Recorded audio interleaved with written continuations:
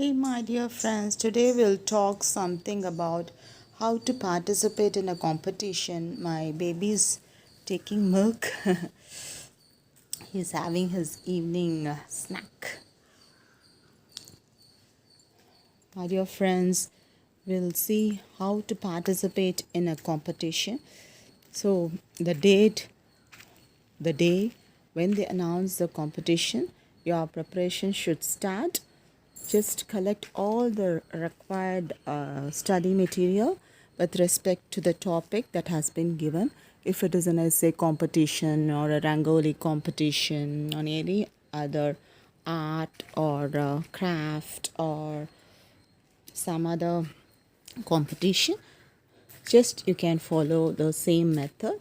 Just collect all the related material, study material that are connected with the topic given, and then list down. Always categorize it or group it or cluster it or put it into a separate category or group so that these points actually mean a particular thing, as well as it is more relevant to the topic given. For example, if it is an essay competition, just take down the points from net or library that is more connected with the topic, and then list down, jotted down your important points, highlighting points into groups and categories.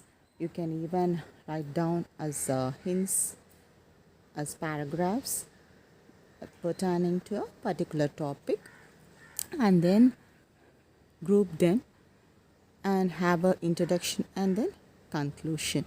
And if it is an art competition, similar kind of thing, just get the material, related material from net or library, related images and all that, and what technique you're going to make use of. So there are many techniques in art and craft. So what kind of material you're going to use and how you're going to use. And in any kind of competition, the main thing that you have to concentrate is that you have to be unique. You have to have your own way of presenting things. So if it is an art, your art way of presentation should be so unique, so different from the other members or participants. So in that way, you can impress your judge and find out your strengths and weakness. So if you have a strength in a particular technique, if you are very much good in particular technique, then make use of that technique. And if you have some weakness, or if you're not good at doing certain things, just omit, ignore or neglect those methods and techniques when participating in a competition. For example, if it is going to be what to say,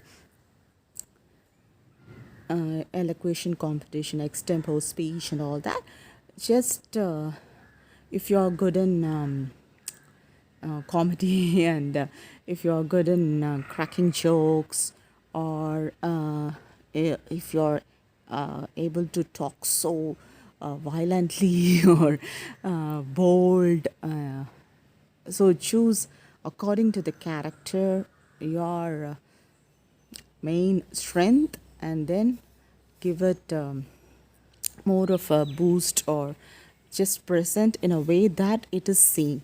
And if for example, if it is a cookery competition, if you are good at doing some oily fried items, just do that because you are good in making that particular thing.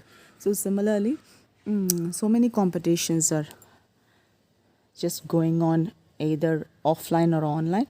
So make use of these points. Just find out your strength, find out your weakness, and always project and present your strength, and always don't think of your weakness. Just ignore and omit your weakness. And if it is a storytelling competition, I used to be a volunteer in storytelling. So I used to change my voices, change my modulation and all that, and make some rhyming words and all that. That helps to catch the attraction, and that helps me to pull the attraction of my kids. So I used to go as a volunteer for telling stories to small kids, tiny tots in a play school. So I make use of this technique because that helps me to get connected, more connected with the kids. For example, if I have to say that a duck is moving, the duck is walking across a bridge, I'll say quack, quack, quack, quack, quack, and all that. I'll make all these funny voices of birds and animals that will attract my kids. And if it is going to be a walking sound, I'll be using trip trap, trip trap, trip trap, trip trap, and all that.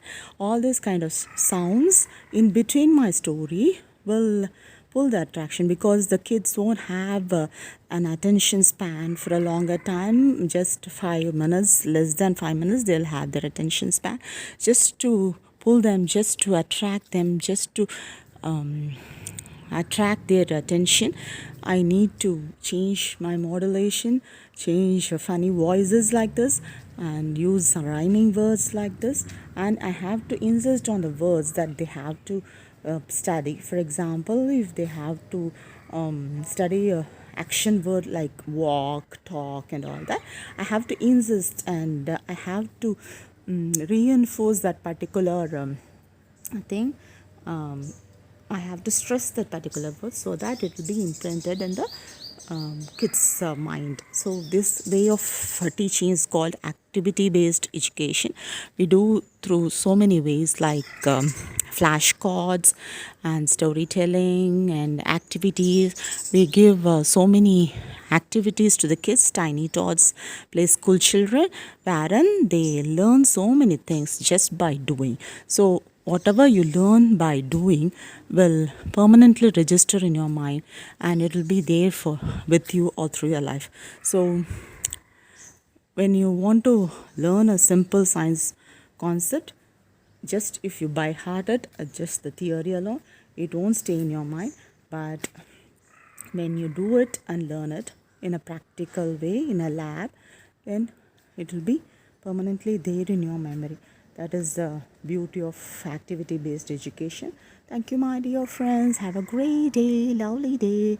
This is a sunny afternoon here, and we are having a very good time over here.